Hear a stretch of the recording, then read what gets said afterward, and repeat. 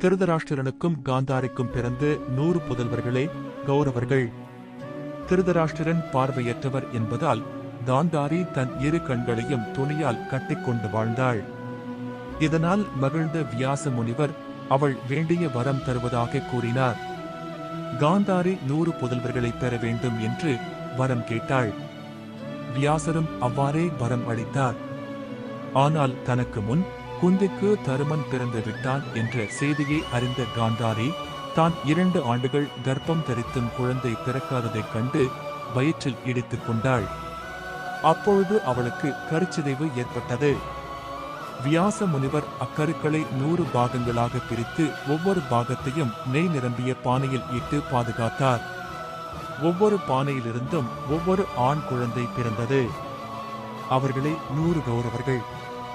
கடைசியாக துச்சனை என்ற பெண் குழந்தையும் பிறந்தது.